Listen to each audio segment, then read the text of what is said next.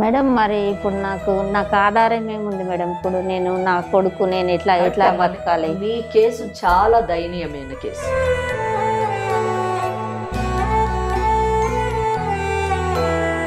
అయితే ఇవ్వంటే నేను ఇవ్వను, మీ కాళ్ళ మీద మీరు బతకండి సావండి, నాకు సంబంధం లేదు, నేను ఇవ్వను అని అన్నాడు. అంతా కలిసే ఉండేవారమ్మా? అప్పుడు కలిసే ఉండేవాళ్ళం. తర్వాత ఇక సొసైటీ చేసుకొని ఊరేసుకొని చనిపోయిండు అప్పుల బాధకి. ఇంకా సూటిపోటి మాటలు అన్ని పిచ్చినారి చేతలు చేసుకుంటూ మస్తు మాటలు అనేవాడు. లేదు వాడు నీ అప్పుల గురించి చనిపోలేదు, నువ్వు నీ క్యారెక్టర్ మంచిది కాదనే దాది చూసి సూసైడ్ చేసుకున్నాడు అని అది నా మీద నిందలేస్తుంది మేడం. చూడండి, ఆస్తి అడిగేసరికి క్యారెక్టర్ మీదకి వెళ్ళిపోతుంది. చూడండి అమ్మా, కానీ చాలా సులువు కదా ఈ మాట అనేయటం కదమ్మా.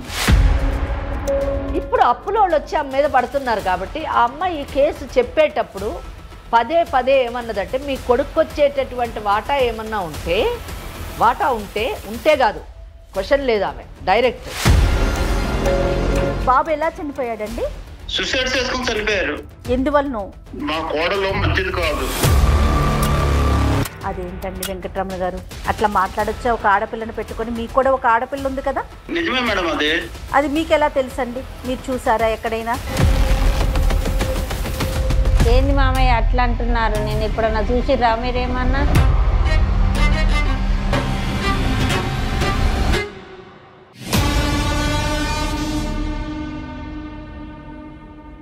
TailorTricks, smart designing solution for the future of tailoring. TailorTricks సమర్పించు లీగల్ అడ్వైస్ కార్యక్రమానికి స్వాగతం. నాతో పాటు అడ్వకేట్ వెంకటేశ్వరి గారు ఉన్నారు. అమ్మ నమస్తే. అమ్మ, సంతోషి అనే ఒక అమ్మాయి మనకి స్టూడియోకి వచ్చిందమ్మా. అత్తింటి వారితో సమస్యలు. ఓకే, ఆ సమస్యకి పరిష్కారం ఏంటి, నేను ఎటు వెళ్ళాలి, ఏం చేయాలి, నాకు అర్థం కావట్లేదు. మేడంతో ఒకసారి నేను మాట్లాడతానని చెప్పి అడిగింది. ఓకే, సో అందుకని చెప్పి స్టూడియోకే పిలిపించాను. అత్తింటి వారితో సమస్యలు అనగానే ఆలోచన ఎటు వెళ్తుంది? అత్త ఆడబడుచులు అట్లా వెళ్తుంది కదా? కాదమ్మా, ఇక్కడ సమస్య ఇంకొంచెం భిన్నంగానే ఉంది.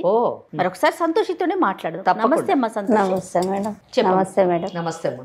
నా పేరు సంతోషి. నేను మంచిర్యాలకి వెళ్ళొచ్చిన. ఓకే, నాకు పెళ్ళయి 10 సంవత్సరాలు అయింది. నాకు ఒక 3 సంవత్సరాల బాబు ఉంటాడు. ఓకే, పెద్దలు కుదిర్చిన వివాహమేనా? మీ పెద్దవాళ్ళే చేశారా? పెద్దవాళ్ళే చేశారు. ఓకే, ఏం చేస్తుంటారమ్మా మీ వారు? పొలం పనులకు మోటార్లు అవి ఇవి తెచ్చి బిజినెస్ చేసేవాడు. మీ ఆయన వాళ్ళు ఎంతమంది? ఒక చెల్లె, ఈయన ఇద్దరు. చెల్లికి పెళ్లి అయిపోయిందా? పెళ్లి అయిపోయింది. ఆమెకు సంబంధం లేదు, ఆమెకి ఇచ్చేసిండు. మా మామయ్య పెళ్లి చేసేసిండు. నువ్వెంత వరకు చదువుకున్నావు? నేను 5 వరకే చదివిన. ఇక నేను ఇంట్లోనే ఉండి కుట్టు మిషన్ నేర్చుకున్నా. ఇంకా అంతలోనే అప్పులు బాగా అయినాయి. ఇక మా మామయ్య అడిగిండు, నేను చనిపోతాను, నాకు అప్పులు ఎక్కువైనాయి, నాకు ఎందుకైనాయి అమ్మా? బిజినెస్ చేసి బిజినెస్ లో లాస్ వచ్చింది. అంతేనా? ఇంకా వేరే అలవాట్లు లేవు. బిజినెస్ ఎవరు చేశారు? అతనే చేశాడు? మీ మామగారు వ్యవసాయం చేసేటోడు. ఓకే, మా ఆయన గారు ఇట్లా బిజినెస్ చేసి లాస్ అయింది. బిజినెస్ లో అప్పులు ఎంత అయినాయి? 10 లక్షలు అయినాయి. 10 లక్షలు అయినాయి. 10 లక్షలు అయినాక ఇంకా ఇట్లా అయినాయి, నాన్న నాకు డబ్బులు ఇవ్వండి, లేకుంటే నా వాటా నాకు ఇవ్వండి, నేను అప్పులు తీర్చుకుంటా అని అన్నాడు. వాటా ఇచ్చేంత ఆస్తుందా? ఏముంది? 5 ఎకరాల ల్యాండ్ ఉంది. ల్యాండ్ ఉందా? అయితే ఇవ్వంటే నేను ఇవ్వను, మీ కాళ్ళ మీద మీరు బతకండి సావండి, నాకు సంబంధం లేదు, నేను ఇవ్వను అని అన్నాడు. అంతా కలిసే ఉండేవారమ్మా? అప్పుడు కలిసే ఉండేవాళ్ళం. తర్వాత ఇక సొసైటీ చేసుకొని ఊరేసుకొని చనిపోయిండు అప్పుల బాధకి. మీ ఆయన 10 లక్షల గురించి ప్రాణం తీసుకున్నాడు. ఈ 5 ఎకరాల పొలము మా మామయ్య పేరు మీదనే ఉంది. మీ మామయ్య పేరు అంటే మీ మామయ్య సంపాదించిందా? మా మామయ్య సంపాదించింది. మా మామయ్య సంపాదించింది. మీ ఆయన పేరేంటమ్మా? భాస్కర్. అవునమ్మా, పిల్లోడు బాబు అన్నావు కదా? బాబు 3 సంవత్సరాల బాబు. అయ్యో. ఇంకా మా మామయ్య వాళ్ళ ఇంట్లోనే ఉన్నాను 1 సంవత్సరం. ఇంకా సూటిపోటి మాటలు అన్ని పిచ్చినారి చేతలు చేసుకుంటూ మస్తు మాటలు అనేవాడు. ఏంటి అసలు మీ మామయ్య గారి క్యారెక్టర్ ఏంటి అసలు? ఎలాంటి పిసినారి? అంటే పిసినారంటే ఎట్లాగమ్మా? ఇప్పుడు డబ్బులు పైసా 1 రూపాయి కూడా ఇవ్వకపోయేది. ఏదైనా పండగలైనా ఏదైనా దేనికి కూడా బాబుకి కూడా ఇవ్వకపోయేది. ఇక నేనే పక్కకు సపరేట్ రూమ్ పెట్టుకొని ఒక చిన్న రూమ్ తీసుకొని అందులో కుట్టు మిషన్ కుట్టుకొని బాబుని చదువుకునేదాన్ని. ఓకే, మరి మీ అత్తగారి పరిస్థితి ఏంటి? మా అత్తగారు ఏం ఇన్వాల్వ్ కాకపోయేది ఇంట్లో. మా మామయ్యనే, ఆమె ఏం మాట్లాడకపోయేది. మీ ఆడపడుచు? మా ఆడపడుచు కూడా ఆమె ఏం రాకపోయేది, మొత్తం మా మామయ్య సంసారం మంచిగానే ఉంది. ఆమెకి ఏమి ఇవ్వకపోయేది, వీళ్ళు ఏమి తీసుకోకపోయేది అన్నట్టు. మంచి కాపురం మంచిగానే ఉంది. ఇక నేను అలాగా ఒక రూమ్ తీసుకొని బాబుని పెట్టుకొని అందులో కుట్టు మిషన్ కుట్టుకుంటూ ఉండేది. అక్కడ అదే ఊర్లో ఉన్నాం, అదే ఊర్లో పక్కకే. మరి అంటే భర్త పోయాడు, వాళ్ళ సహాయం లేదు, మరి మీ పుట్టింటి దగ్గరికి వెళ్ళిపోతే ఆసరా దొరికేదేమో కదా. మా పుట్టింటి వాళ్ళు కూడా అంతంతనే ఉన్నారు మేడం, పెద్ద ఉన్నోళ్ళు కాదు, మాకేమన్నా హెల్ప్ చేసేటోళ్ళు కూడా కాదు. అప్పులోళ్ళు వచ్చిర్రు, మా మామయ్య మీదకి వచ్చిర్రు. వస్తే నాకు సంబంధం లేదు అక్కడ ఉందని మా రూమ్కు పంపించేసారు. పంపించేసినాక అప్పులోళ్ళు నా దగ్గరకు వస్తుంటే, ఏంది మామయ్య నా దగ్గరికి తోలుతున్నావు, సరే నా కొడుకు కంటే ఇయ్యకపోతే కానీ మరి నీ కొడుకుకి వచ్చిన ఆస్తి ఏందో అమ్మి అప్పులోళ్ళకి కట్టేసిండి, అప్పులోళ్ళు నా దగ్గరకు రాకుంటుంటే రేపు నీ ఆస్తి మాకు అవసరం లేదు, నేను పిల్లోడిని చాదుకొని నేను బతుకుతాను చెప్పాను. లేదు వాడు నీ అప్పుల గురించి చనిపోలేదు, నువ్వు నీ క్యారెక్టర్ మంచిది కాదనే దాది చూసి సూసైడ్ చేసుకున్నాడని అన్నాడు. అది నా మీద నిందలేస్తుంది మేడం, నాకు న్యాయం చేయాలి మీరే. కొడుకు చనిపోయాడు, చెట్టంత కొడుకు సూసైడ్ చేసుకొని చనిపోయాడు. మరి మనవన్ని దగ్గర తీయటం కానీ వాటికి ఏదైనా అచ్చటా ముచ్చటా చూసుకో, అది కూడా ఏం లేదా? చూసుకోకపోయేది మేడం. అసలు వాళ్ళ ఇంటికి వెళ్తా ఉంటారా? పట్టించుకోకపోయేది మా మామయ్య, వాళ్ళు రాకపోయేది. ఇంకా పట్టించుకున్నప్పుడు మనం కూడా పోముగా మేడం. నువ్వు ఆయన చనిపోయాక ఆస్తి గురించి అడిగావా? మరి మళ్ళీ నువ్వు అడిగావా? ఆస్తి గురించి ఇంట్లోనే ఉంటే లొల్లి పెట్టుకొని పిచ్చినారు చేతలు చేస్తే బయటకు వెళ్ళేసిస్తున్నాం. కాదమ్మా, అప్పుడు నీ భర్త బతుకున్నప్పుడు తను అడిగాడు అప్పులు తీర్చమని, అతను చనిపోయిన తర్వాత నువ్వేమన్నా అడిగినా? ఎందుకంటే మేడం వింటేనే కదా అన్ని పాయింట్లు మేడం చక్కగా చెప్పగలుగుతారు నీకు. సరే ఇప్పుడు ఆయన చనిపోయినాక ఆస్తి అంటే అప్పులలో వచ్చి నా మీద పడుతురు కదా, కనీసం అప్పు తీర్పడానికైనా కూడా మరి నాకు ఆస్తి అంటే ఇవ్వకుంటే ఇవ్వకపోతుంది, అప్పుల కన్నా నువ్వు కట్టుకో అన్న, ఆయన పాలకు నీ కొడుకే కదా, నీ కొడుకు పుట్టిన వారసుడే కదా, తనకు వచ్చిన వాట అమ్మేసి కట్టేసే, అప్పులలో నా దగ్గరకు రాకుండా చేయనంటే నాకు సంబంధం లేదు, అసలు నా కొడుకు చచ్చిపోవడం కారణం నీ క్యారెక్టర్ మంచిది కాదు అందుకే చనిపోయింది అని. ఇప్పుడు మీరు ఇందాక మీరు న్యాయం చెయ్యాలి అని వచ్చాను ఇక్కడికి అన్నారు, ఏం న్యాయం కోరుకుంటున్నారు మీరు? ఈ అప్పులోళ్ళు నా మీదకి రావద్దు, నన్ను నా కొడుకుని టార్చర్ పెడుతున్నారు, నేను ఏదో కష్టం చేసుకొని బతుకుతుంటే నన్ను ఈ అప్పులోళ్ళు భరిస్తలేరు, ఆయన నిందలేస్తున్నాడు మా మామయ్య నా మీద. నిందల గురించి వచ్చారు. నిందల గురించి వచ్చి మరి కుటుంబ సభ్యుల మధ్య కానీ లేకపోతే మీ పుట్టింటి వారికి చెప్పటం కానీ ఇట్లా మాట్లాడుతున్నాడని అసలు అంతవరకు జరిగిందా, లేకపోతే డైరెక్ట్ గా మన సుమన్ టీవీ లీగల్ అడ్వైస్ కి వచ్చేసి మాట్లాడారా?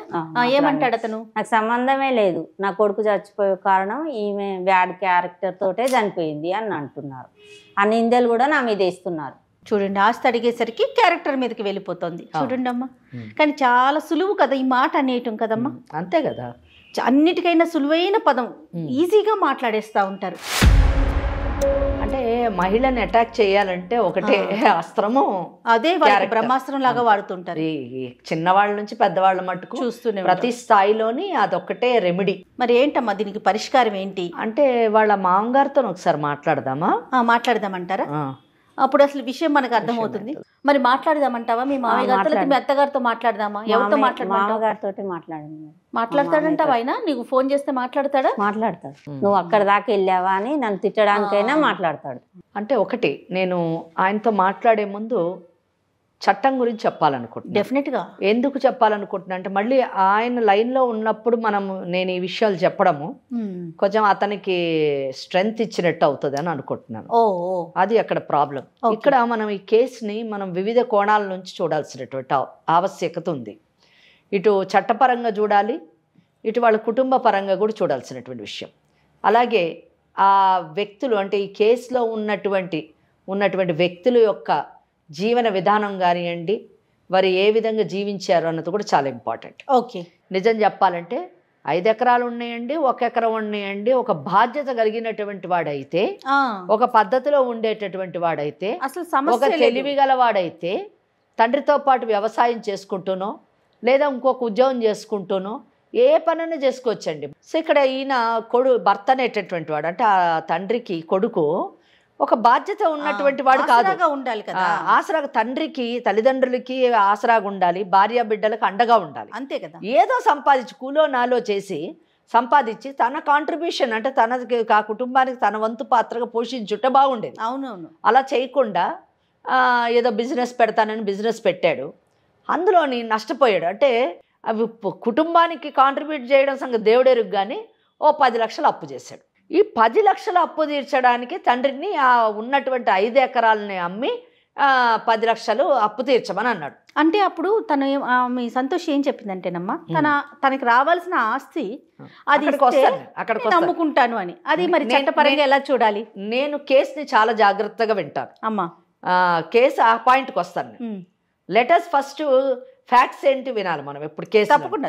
ఈవెన్ జడ్జిమెంట్లో మా కోర్టులో అయినా ముందు ఫ్యాక్ట్స్ తర్వాత మెరిట్స్. ఓకే. సో ఇక్కడ 10 లక్షలు అప్పు తీర్చడానికి ఉన్న 5 ఎకరాలు నాకు ఇమ్మని అడిగితే ఆ 5 ఎకరాల ఆధారమైనప్పుడు ఆ 10 లక్షలు అప్పు తీర్చుకుంటే ఈమె కొడుకు ఈరోజు రోడ్డును పడ్డట్టుగా ఆ తల్లి ముసలివాళ్ళు కూడా రోడ్డును పడాలి. ఇది పరిస్థితి. కనీసం ఆ 5 ఎకరాల పొలం ఉంటే వాళ్ళిద్దరు తిని దయగలిగితే వీళ్ళిద్దరికి కూడా పెట్టేటటువంటి అవకాశం ఉంది. ఇది కనుక ఆ తండ్రి ఇవ్వలేదు. తాత ముత్తాతల ఆస్తి కాదు ఇక్కడ. మీ మామగారిదేనమ్మా? చెప్పింది నేను అడిగాను, ఫస్ట్ అడిగాను, లీగల్ క్వశ్చన్ అడుగుతాను నేను. సో ఆ 5 ఎకరాలు కూడా అతను కష్టపడి సంపాదించి కొన్ని ఒక ఆధారంగా కుటుంబానికి పెట్టాడు. అవును. తన తదనంతరం కొడుకే వచ్చేది. అది ఎవరికి పోతుంది చెప్పండి? ఉన్న ఆడపిల్ల పెళ్లి చేశారు, వెళ్ళిపోయింది, సింపుల్. కానీ ఇక్కడ ఏమైందంటే ఈ 10 లక్షలు అప్పు తీర్చడానికి గాను అతను సూసైడ్ చేసుకొని చనిపోయాడు. ఇక్కడ చూసారా అతని యొక్క మనస్తత్వము. ఒకటి ఈ కష్టపడేటటువంటి మనస్తత్వం కాదు, 2 బాధ్యత కలిగినటువంటి వాడు కాదు, 3 సులువుగా డబ్బు సంపాదించాలనే ఆలోచన కలిగిన వాడు, 4 పిరికివాడు. అంటే వచ్చినటువంటి కష్టాలను ఎదుర్కొనేటటువంటి ధైర్యం లేదు, పిరికితనంతో చచ్చిపోయాడు. అంటే ఏంటి? ఆఖరికి నేను చచ్చిపోతే నా భార్య పిల్లల పరిస్థితి ఏంటి అని కూడా ఆయన ఆలోచించలేదు. అంతేగా. బతికున్నప్పుడు తల్లిదండ్రుల గురించి ఆలోచించలేదు. సో ఇటువంటి పరిస్థితుల్లో ఈ అమ్మాయి మాట్లాడినప్పుడు, సంతోషి మాట్లాడినప్పుడు, అంటే భార్య బిడ్డలను ఇద్దరిని అనాథలుగా చేశాడు. 1 సంవత్సరం వాళ్ళ ఇంట్లో ఉన్నారు. ఆ తర్వాత ఏదో అమ్మాయి చదువు ఎంత చదువుకున్నా చదువుకోకపోయినా ఆర్థికంగా ఒక మహిళ నిలదొక్కుకోవాలంటే ఏదో పని చేసుకొని బతకొచ్చు. ఆమె ఏదో కుట్టు మిషన్ నేర్చుకుంది కాబట్టి కుట్టు మిషన్ కుట్టుకొని బ్రతుకుతూ ఉంది. ఇప్పుడు అప్పులో వాళ్ళు వచ్చి ఆమె మీద పడుతున్నారు కాబట్టి ఆ అమ్మాయి ఈ కేసు చెప్పేటప్పుడు పదే ఏమన్నదంటే, మీ కొడుకు వచ్చేటటువంటి వాటా ఏమన్నా ఉంటే కాదు, క్వశ్చన్ లేదు, ఆమె డైరెక్ట్ వాటా ఉంటే అది అమ్మి అప్పులు తీర్చండి అన్నది. ఇక్కడ నేను చట్టం గురించి చెప్తున్నాను. ఇక్కడ కొడుక్కి వాటా వచ్చే అవకాశం లేదు ఈ కేసులో. లేదు. నేను ఇటువంటి కేసుల్లోని తరచూ చెప్తున్నప్పుడు నేను కామెంట్స్ చూస్తున్నాను. మేడం మీరేంటి అంత కఠినంగా న్యాయం చేయట్లేరు, మీకు ముందు ఒక ఆడకూతురు దయనీయంగా కూర్చుంది, మీరు అంత కఠినంగా ప్రవర్తిస్తున్నారు ఏంటి అని. ఎవరు ఇక్కడ వ్యక్తిగతంగా ఎవరి జోబుల్లోంచి ఏది తీసి ఇచ్చేది లేదండి. కేవలం చట్టం ఏం చెప్తుంది అన్నది మాత్రమే మనం చెప్తాము. ఇక్కడ చట్టం ముందు మహిళ పురుషుడా, ఉన్న వాళ్ళ లేని వాళ్ళ ఏమి డిస్క్రిమినేషన్ లేదు, అంత సమానం. సో ఇక్కడ ఏంటంటే ఈ కేసులోని దురదృష్టం, ఆ అమ్మాయి దురదృష్టం ఏంటంటే ఆ కొడుకు భర్తకి వాటా వచ్చే అవకాశం లేదు ఖచ్చితంగా. ఎందుకు లేదు అంటే మీకు ఆ హక్కు లేదు, ఆ మాట అడగడానికి హక్కు లేదు, ఆ మాట ఉపయోగించడానికి కూడా హక్కు లేదు. అయ్యో. ఎందుకంటే ఈ 5 ఎకరాల పొలం కూడా అతను తండ్రి అంటే మీ మామగారు స్వార్జితం. ఒక్కసారి సెల్ఫ్ ఎక్వైర్డ్ ప్రాపర్టీ ఎవరైనా స్వార్జితం ఉంటే అది మీరు కానీ నేను కానీ ఆ ఆస్తిని దానం చేసుకోవచ్చు, ధర్మం చేసుకోవచ్చు, కొడుకుకి ఇచ్చుకోవచ్చు, లేకపోతే రోడ్డు మీద పడేయచ్చు. అది మన ఇష్టం. అందుకే మీరు అప్పుడప్పుడు చూడండి, చాలా పెద్ద వాళ్ళు, అవును, 1000 కోట్లు సంపాదించినటువంటి వాళ్ళు వాళ్ళ పిల్లలకి ఇవ్వని సందర్భాలు కూడా ఉంటాయి. ఏ ట్రస్ట్కో రాస్తూ ఉంటారు. ఎందుకంటే సెల్ఫ్ ఎక్వైర్డ్ ప్రాపర్టీ ఎవరైతే సంపాదిస్తారో వాళ్ళు ఏమైనా చేసుకునేటటువంటి అవకాశం ఉంది. ఆ తదనంతరం కూడా ఇంటెస్టేట్ అంటారు. అంటే ఏ డాక్యుమెంట్ రాయకుండా వాళ్ళు మరణిస్తే అప్పుడు అది పిల్లలకి చెందేటటువంటి అవకాశం ఉంది.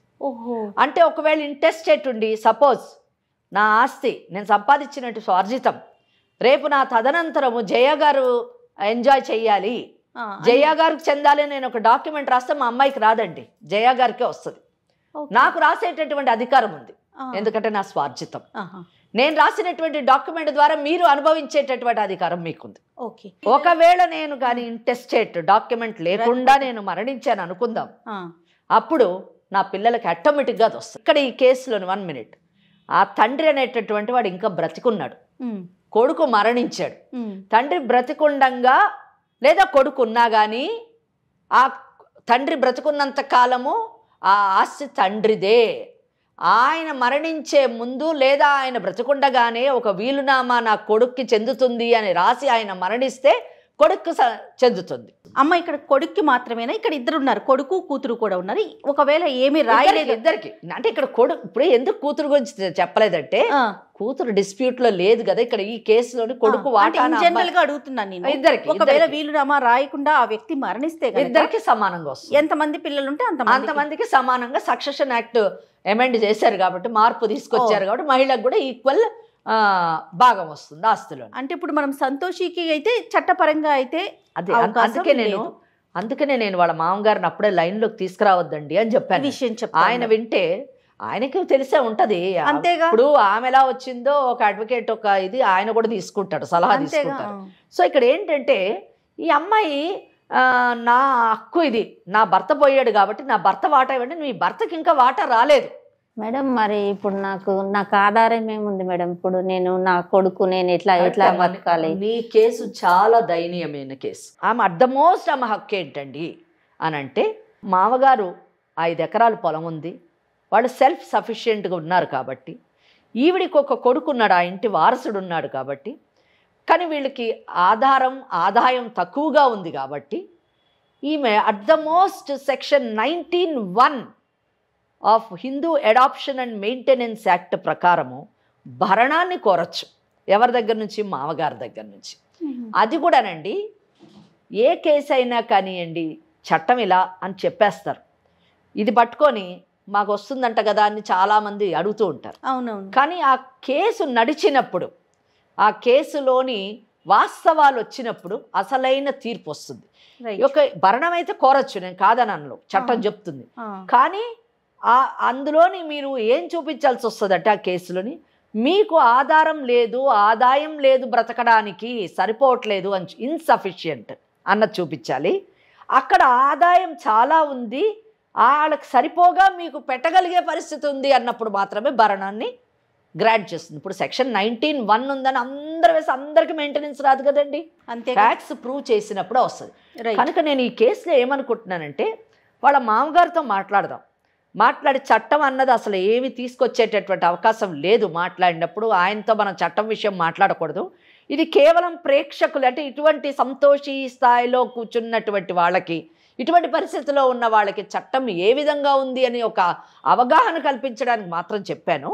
కానీ ఈ కేసులోని వాళ్ళ మామగారితో మాట్లాడి మీడియేషన్ ద్వారా సెటిల్మెంట్ చేసి ఏదైనా కాస్త వాళ్ళకి ఆధారం మనవడు కాబట్టి ఒక సెంటిమెంటల్గా మీరు ప్రయత్నిస్తే జరిగేటటువంటి అవకాశం. సరేనా? అడగండి, మా మామయ్యని అడగండి. ఒకసారి మాట్లాడతాం. నువ్వు చేస్తావా, నన్ను చేయమంటావా? చేయండి మేడం, మీరు చేసినా సరే. ఓకే, నెంబర్ చెప్పమ్మా. ఏం పేరు? వెంకటరమణ. నెంబర్ చెప్పు.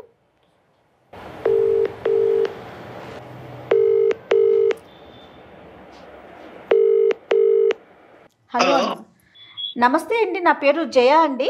వెంకటరమణ గారా మాట్లాడేది? అవునమ్మా. నమస్తే అండి. నమస్తే, నా పేరు జయ అండి. నేను సుమన్ టీవీ లీగల్ అడ్వైజ్ అనే ప్రోగ్రామ్ నుంచి కాల్ చేస్తున్నాను మీకు.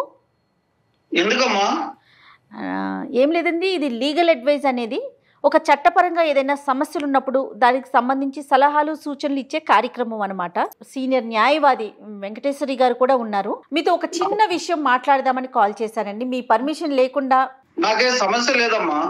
మీకు సమస్య లేదు, కానీ మీ కుటుంబంలో ఒక చిన్న సమస్య ఉందండి. మీ కోడలు సంతోషి మా దాకా వచ్చిందండి న్యాయం జరిపించమని. దేనికమ్మా? మీ ఇంట్లో ఒక చిన్న సమస్య ఉంది, మీ అబ్బాయి చనిపోయారు. సో అమ్మాయి చిన్న పిల్లోడిని పెట్టుకొని అంటే దిక్కుతోచని స్థితిలో ఏదో కాలం వెళ్ళగక్కుతూ ఉంది. ఆ విషయం మీద మీతో మాట్లాడదామని ఒక్కసారి కాల్ చేశామండి. చెప్పండమ్మా. మీ బాబు చనిపోయాడు, నిజంగా చాలా బాధించదగ్గ వార్త అది.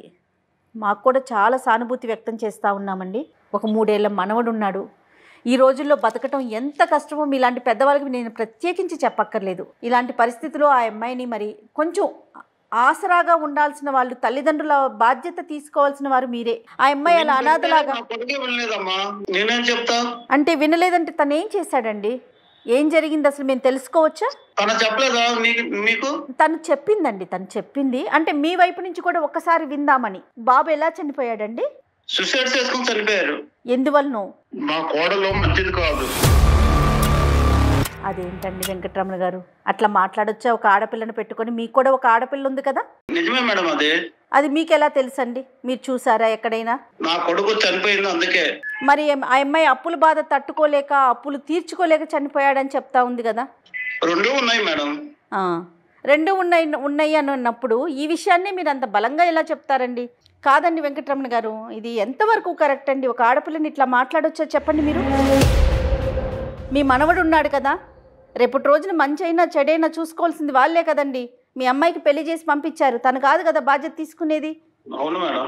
మరి ఇప్పుడు తన్ని ఆదుకోవాల్సిన బాధ్యత కూడా మీ మీద ఉంది కదండి. రేపొద్దున ఇప్పుడు ఇవాళ ఉన్నంత ఆరోగ్యం కానీ ఇది కానీ రేపటి రోజున ఉంటాయా? మంచి చెడు మీ కోడలే కదా చూసుకోవాలి.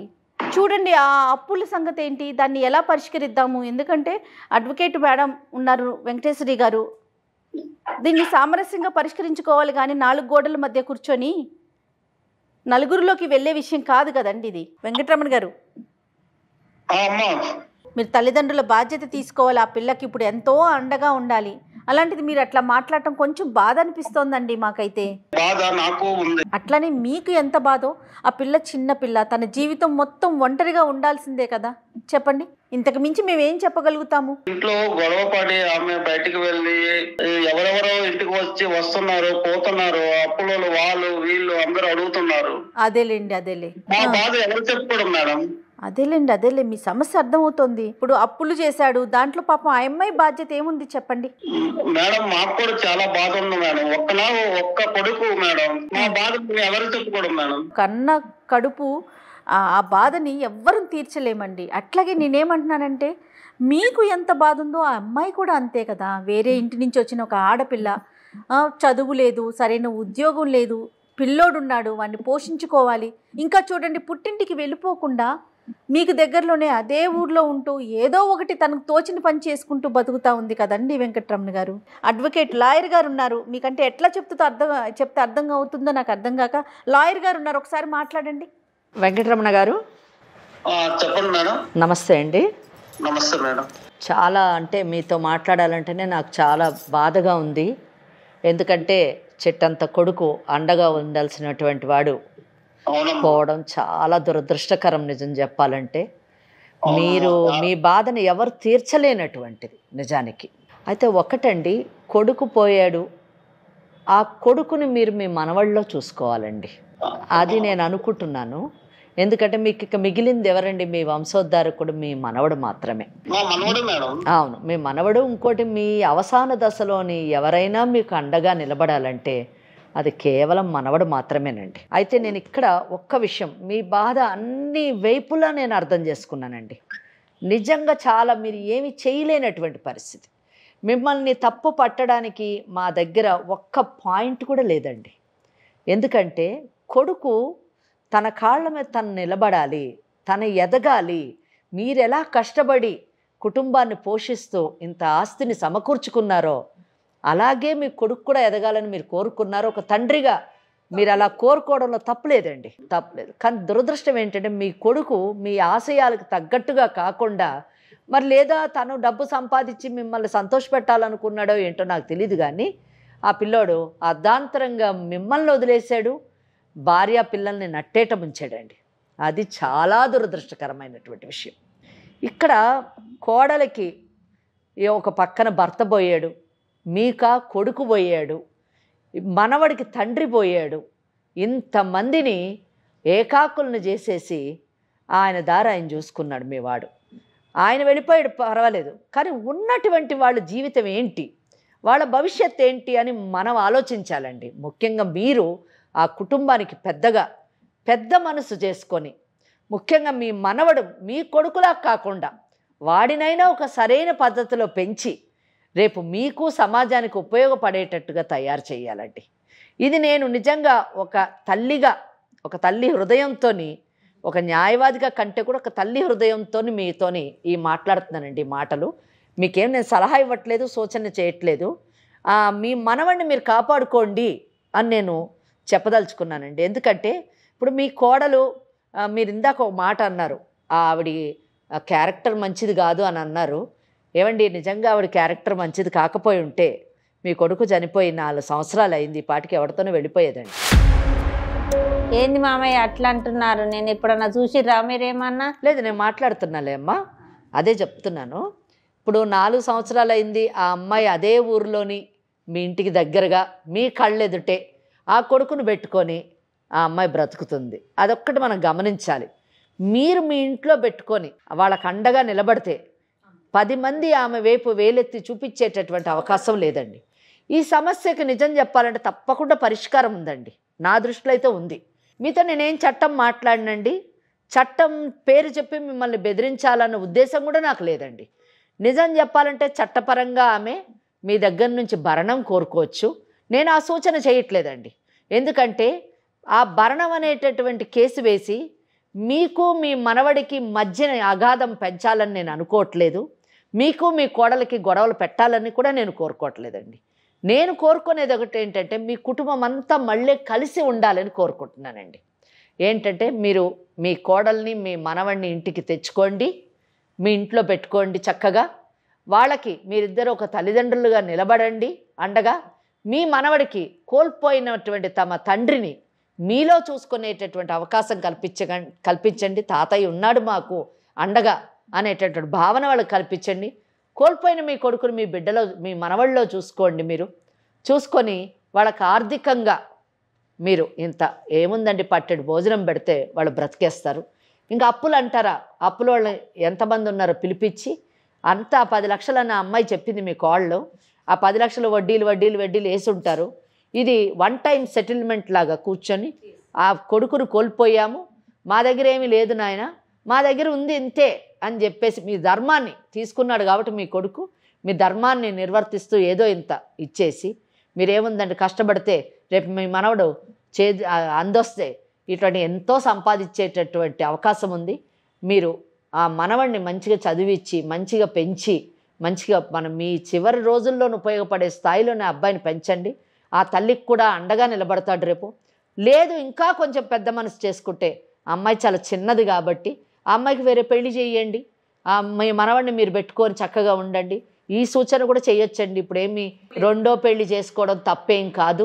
భర్త ఉండంగా చేస్తే తప్పు, కానీ భర్తను కోల్పోయింది కాబట్టి ఆ అమ్మాయికి కూడా చాలా పెద్ద భవిష్యత్తు ఉంది. చిన్న వయసు 26-30 ఏళ్ళు ఉండొచ్చు ఆ అమ్మాయికి.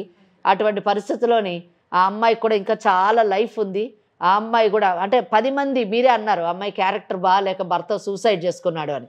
ఇలా మాటలు రాకుండా ఉండాలంటే ఆ అమ్మాయికి వేరే పెళ్లి చేసి మీ మనవడిని మంచిగా తయారు చేయండి, చక్కగా ఉపయోగపడేటట్టు చేయండి. ఆ అప్పుల విషయం ఏదో కూర్చోబెట్టి మాట్లాడండి. లేకపోతే మా దగ్గరికి వాళ్ళందరినీ తీసుకురండి, మేము సెటిల్మెంట్ చేస్తాం. 1 టైం సెటిల్మెంట్ చేసి ఏదో ఒకటి మీ 5 ఎకరాల్లోనే ఏదో కొద్దిగా అమ్ముకొని ఒకరమన్నా అమ్ముకొని ఆ అప్పులు తీర్చేస్తే ఉన్న దాంతో తృప్తిగా ప్రశాంతంగా ఆ మనవాడిని పెంచండి. అంతేగాని ఈ గొడవల మధ్యన ఆ పిల్లవాడు పెరిగితే మానసికంగా పిల్లోడు ఎదగడండి, కుంగిపోతాడు. లేదా ఈ బాధల నుంచి తప్పించుకోవాలంటే ఒక క్రిమినల్గా మారేటటువంటి అవకాశం కూడా ఉందండి. అటువంటి పరిస్థితి మీ మనవడికి తీసుకురావద్దండి. మీ మనవడిని కూడా మీరు కోల్పోవద్దు అని నేను మిమ్మల్ని ప్రాధేయపడుతున్నానండి. దయచేసి నా మాటలు మీరు అర్థం చేసుకొని ఉండొచ్చు. దయచేసి కోర్టులకు వెళ్ళొద్దు, మీరు గొడవలు పెట్టుకోవద్దు, మీ మనవడిని కోల్పోవద్దు. మీ బిడ్డని మీ మనవడిలో చూసుకోండి. సమస్యలను మీరు తలుచుకుంటే పెద్దరికంతో మీరు తెలివైన వాళ్ళండి. ఎంతో కష్టపడి 5 ఎకరాల ఆస్తిని సంపాదించుకున్నారు మీరు. అటువంటి మీరు ఈ సమస్య చాలా చిన్నదండి. మీరు తలుచుకుంటే తప్పకుండా దీన్ని తీర్చేయచ్చు. మీకు మేము సహకారంగా అండగా ఉంటాము. సుమన్ లీగల్ అడ్వైస్ మీకు అండగా ఉండి ఈ అప్పుల వాళ్ళందరితో మేము మాట్లాడతాము, సెటిల్మెంట్ చేస్తాము. మీకు ఎప్పుడు కూడా ఈ లీగల్ అడ్వైస్ కార్యక్రమం సుమన్ ఛానల్ మీకు అండగా ఉండి మీకు వీలైనంత సహకారాన్ని అందిస్తామండి. దయచేసి మీరు పెద్ద మనసుతోనే ఆలోచించి ఈ సమస్యని మీరే పరిష్కరించగలరండి. మేము కాదు, మీరే పరిష్కరించగలరు. దయచేసి ఆలోచించండి. ఏమంటారు వెంకటరమణ గారు? మీరు ఒకసారి రండి, మనం కూర్చొని మాట్లాడదాం. నేను జయ గారు మీరు కూర్చొని మీ కోడలు సంతోషి అందరం కూర్చొని మాట్లాడదాం, అప్పులను పిలిపిద్దాము, సెటిల్ చేద్దాం. ఏమంటారు మీరు? అదే ఇప్పుడు మనకి భవిష్యత్తు ఏంటంటే మీ మనవడు, ఆ భవిష్యత్తుని మనం కాపాడుకోవాలండి. కనుక దయచేసి మీరు పెద్ద మనసుతో రండి. నేను చెప్పింది మీకు నచ్చినట్టుంది. ఇది ఒకటే పరిష్కారం అండి. మనం కూర్చొని మాట్లాడదాము. జయ మేడం గారికి ఫోన్ చేయండి. మీరు ఫోన్ చేస్తాము, టైం ఫిక్స్ చేస్తారు, మనం కూర్చొని మాట్లాడి సెటిల్ చేద్దామండి. ఓకేనండి? సరే మేడం. వెంకటరమణ గారు, ఈ లోపల సంతోషి మీ కోడలు మీ మనవడు మీ ఇంటికి వస్తారు. చక్కగా వాళ్ళని ఆదరించండి, సంతోషంగా ఒక పెద్ద కుటుంబం లాగా జీవించడానికి ప్రయత్నించండి ఈ లోపల. ఓకేనా? సరే మేడం, తప్పకుండా మేడం. ఓకే అండి. ఓకే, జయ మేడంతో మాట్లాడండి. వెంకటరమణ గారు, చాలా సంతోషం అండి. మీరు వెంటనే అమ్మ చెప్పిన మాటకి యాక్సెప్ట్ చేశారు. మీకు అంటే కరెక్ట్ అనిపించింది. ఒక్కసారి మీరు టైము అంటే ఎప్పుడు అనుకుంటారో నాకు చెప్తే నేను మేడం టైం కూడా తీసుకొని ఫిక్స్ చేస్తాను. సరేనండి? సరే మేడం, తప్పకుండా. చాలా సంతోషం అండి. నమస్తే. సంతోషికి ఏం చెప్తారు? సంతోషిని వాళ్ళ బిడ్డను తీసుకొని ఆ అత్తగారింటికి వెళ్ళమనండి. వాళ్ళ తల్లిదండ్రులుగా నిలబడతారు. మీకు ఇష్టమేనండి వెళ్ళడం, వాళ్ళ ఇంట్లో ఉండడం ఇష్టమేనా? ఇష్టమే, కానీ వాళ్ళు ఏమంటారో మేడం. ఇప్పుడు చెప్పాను కదా, మీరు వెళ్ళండి. లేదా ఆయన ఇక్కడికి వచ్చినప్పుడు అందరు కలిసి ఒకటేసారి వెళ్ళండి. వెళ్ళండి. ఇంకోటి కూడా చెప్పాను, మీకు ఎవరన్నా పెళ్లి చేసుకునే అవకాశం ఉంటే పెళ్లి చేసుకోండి, వాళ్ళే చూస్తారు. పెళ్లి చేసుకొని సెటిల్ అవ్వండి. మీకు ఇంట్రెస్ట్ లేదు, వెరీ గుడ్. అట్లయితే మీరు అత్తమామతోనే ఉండండి, వాళ్ళతోనూ మీ తల్లిదండ్రులుగా భావించి మీ బిడ్డను చక్కగా వాళ్ళ అండలోనే పెంచుకోండి. ఎందుకంటే మీరు ఒంటరిగా ఉండడం కూడా అంత సేఫ్ కాదు. వాళ్ళనే తల్లిదండ్రులుగా స్వీకరించాలమ్మా. ఒక మాట అన్నా, మంచి అయినా చెడైనా పెద్దవాళ్ళు కాబట్టి ఏదో ఒకటి అంటూ ఉంటారు. కాబట్టి నువ్వు తీసుకొని మీ అమ్మ నాన్నలు ఎలా చూసుకుంటావు అలా అట్లానే చూసుకునే అట్లా మా మామనే ఎట్లా దొరికితే అట్లా మాట్లాడినందుకే సంతోషి ఒక్కటి చెప్తున్నాను, మేము మామ గారిది తప్పేం లేదండి. నువ్వు అలా మనసులో అట్లా పెట్టుకోవద్దు. ఎందుకంటే ఇప్పుడు మీ భర్త ఏం ఉద్ధరించాడండి నాకు అర్థం కాదు. ఇప్పుడు ఆయన పోనీ మీ మామగారు డబ్బులు ఇవ్వలేదంటే ఇచ్చుంటే 5 ఎకరాలు కూడా ఉండేది కాదు. అది కాబట్టి కొంచెం ఎదగాలనేది ఆయన ఉద్దేశంతో కష్టపడి సంపాదించాలని చెప్పడం తప్పు కాదు కదండి. క్రమశిక్షణతో ఉండాలని చెప్పడం తప్పు కాదు కదా. రేపొద్దున నీ బిడ్డకైనా నువ్వు అదే చెప్తావు కదా. సరే, ఒకసారి మాట్లాడదాం. ఆయన అయితే ఫోన్లో అయితే సరే అన్నారు కాబట్టి ఎంత ఎర్లీగా వీలైతే అంత నేను అతని టైం తీసుకొని ఆయన టైం మీరు కూడా కొంచెం టైం ఇవ్వండి అమ్మా ఒకసారి. ఇంకోటి, ఆయన ఫోన్లో మాట్లాడినప్పుడు అంత అగ్రెసివ్ పర్సన్ లాగా అయితే నాకు అనిపించలేదు. ఇంకోటి పీసనారి అన్నది కూడా కరెక్ట్ గా అదేమో నాకు అనిపించింది. అదే సో పిలిచిన తర్వాత మాట్లాడదాం. తప్పకుండా అమ్మా. మరి ముగిద్దామా ఇంత? తప్పకుండా. రైట్. ఓకే అమ్మా, సంతోష్, జాగ్రత్త. రైట్ అమ్మా. TailorTricks, smart designing solution for the future of tailoring.